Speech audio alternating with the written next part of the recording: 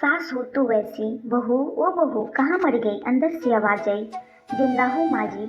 तो फिर मेरी चाय अभी तक क्यों नहीं आई, कब से पूजा करके बैठी हो। ला रही हूँ माँ जी।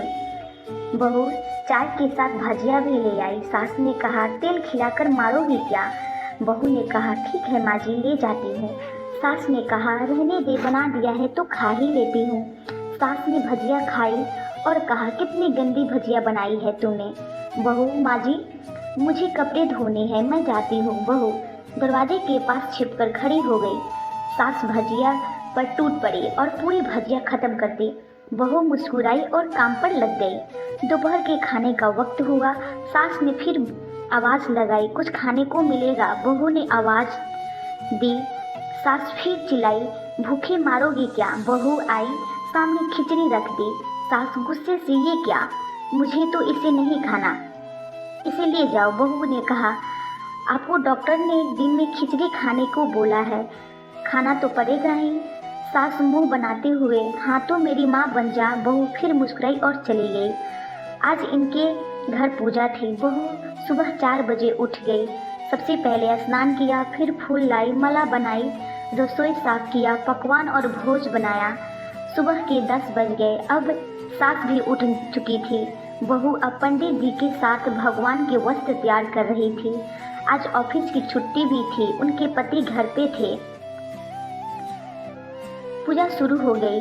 सास चिल्लाती हुई बहू ये नहीं वो नहीं। बहू दौड़ी दौड़ी आती और सब करती, पर दोपहर के 3 बज गए थे। आरती की तैयारी चल रही थी। पंडित जी ने सबको आरती के लिए बुलाया और सबके हाथों में थाली दी। जैसे ही बहू ने थाली पकड़ी, थाली हाथों से गिर गई।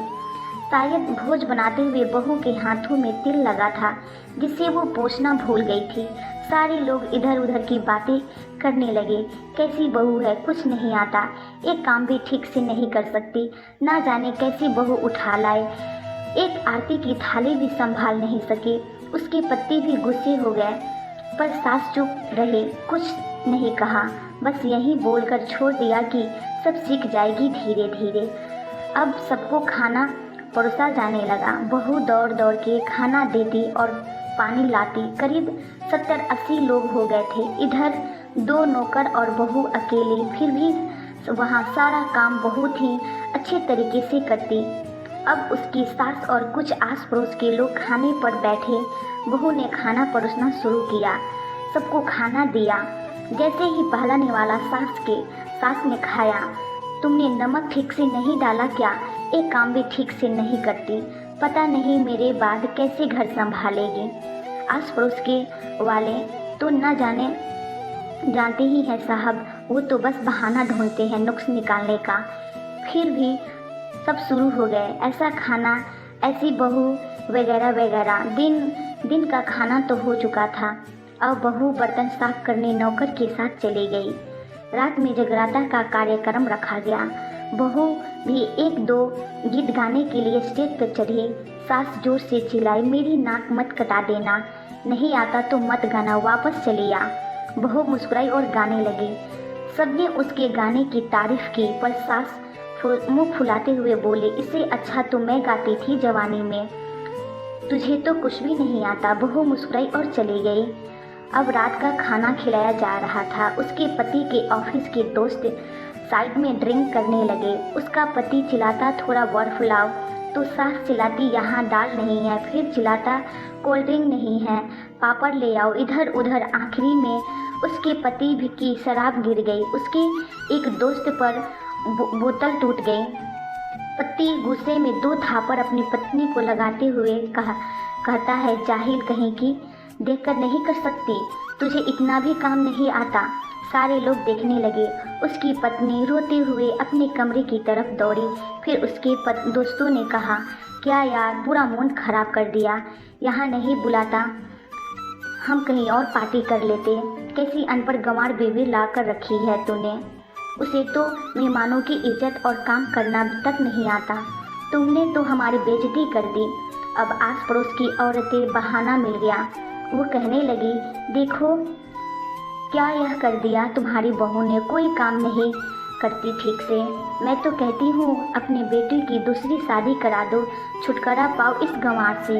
सास उठी और अपने बेटे के पास जाकर उसे थप्पड़ मारा और कहा, अरे नालायक, तुमने मेरी बहू को मारा, तेरी इतनी हिम्मत कैसी हुई, तेरी टांगें तोड़ दूंगी। उसके बेटे के दोस्त ने कुछ कहने लगे कि उसकी माँ ने घूरते हुए कहा, चुप, बिल्कुल चुप, यहाँ दारू पीने आए हो, जबकि पता है यहाँ आज पूजा हो रही है, तुम्हें पार्टी करनी है। कैसे संस्कार दिए हैं तुम्हारे माता पिता ने, और किसने मेरी बहू को जाहिल बोला, जरा इधर आओ, चप्पल से मारूंगी अगर मेरी बहू को किसी ने एक शब्द भी कहा तो। अरे पापी, तूने उस लड़की को बस इसलिए मारा कि तेरी शराब की बोतल टूट गई। पापी, वो बच्ची सुबह 4 बजे से उठी है, घर का सारा काम कर रही है, ना सुबह से नाश्ता किया है, ना दिन का खाना खाया है, फिर भी मुस्कुराते हुए सबकी बातें सुनते हुए, ताने सुनते हुए घर के काम में लगी रही। तेरे यार दोस्तों को वो भी अच्छी नहीं लगी, जूते से मारूंगी तेरे दोस्तों को जो कभी उन्होंने ऐसा कहा। उसके यार दोस्त चुपके से खिसक लिए। अब सास बहू के कमरे में गई और बहू का हाथ पकड़कर बाहर लाई, सबके सामने कहने लगी, किसने कहा था अपनी बहू को घर से निकाल दे, दूसरी बहू ला लेना, जरा सामने आओ। कोई सामने नहीं आया। फिर सास ने कहा, तुम जानते भी हो इस लड़की के बारे में, ये मेरी माँ भी है और बेटी भी। माँ इसलिए मुझे गलत काम करने पर डांटती है और बेटी इसलिए कभी कभी मेरे दिल की भावनाएं समझ आती है, मेरी दिन रात सेवा करती है, मेरे हजारों ताने सुनती है, पर एक शब्द भी गलत नहीं कहती, न सामने में न पीठ पीछे। और तुम कहते हो दूसरी बहू लाओ। याद है ना छुटकी की दादी अपनी बहू की करतूत। सास ने गुस्से से पड़ोस की महिला के कहा, अभी पिछले हफ्ते ही तुमने मियाँ बीबी भूखे छोड़ घूमने चले गए थे। मेरी इसी बहू ने 7 दिन तक तुम्हारे घर पर खाना पानी, यहाँ तक कि तुम्हारे पैर दबाने जाती थी, और तुम इसे जाहिल बोलती हो। जाहिल तो तुम सब हो जो कोयले और हीरे में फ़र्क नहीं जानते। अगर आइंदा मेरी बहू के बारे में किसी ने एक लफ्ज़ भी बोला तो मुझसे बुरा कोई नहीं होगा, क्योंकि ये मेरी बहू नहीं, मेरी बेटी है। बहू चिस्काती हुई फिर अपने कमरे में चली गई। सास ने एक प्लेट उठाई और भोजन परोसा, बहू के कमरे में खुद ले गई। सास को भोजन लाते देख बहू ने कहा, अरे माँ जी, आप क्या कर रही हो, मैं खुद ले लेती हूँ। सास ने प्यार से ताना मारते हुए कहा, डर मत, इसमें जहर नहीं है, मैं मारूंगी नहीं तुझे नई सास चाहिए होगी, पर मुझे अभी भी तू ही मेरे घर की बहू चाहिए। बहू ने अपनी सास को रोते हुए गले से लगा लिया। सास भी रो दी पहली बार और कहा, चल खाना खा ले। फिर मजाक करते हुए कहा, फिर तुम पैर दबाने चली आना, और ये ख्याल मत लाना कि सास पैर बोलती है तो मैं दिन में उनका गला दबा दूंगी, क्योंकि कभी मैं भी यही सोचती थी। दोनों खूब हंसने लगे।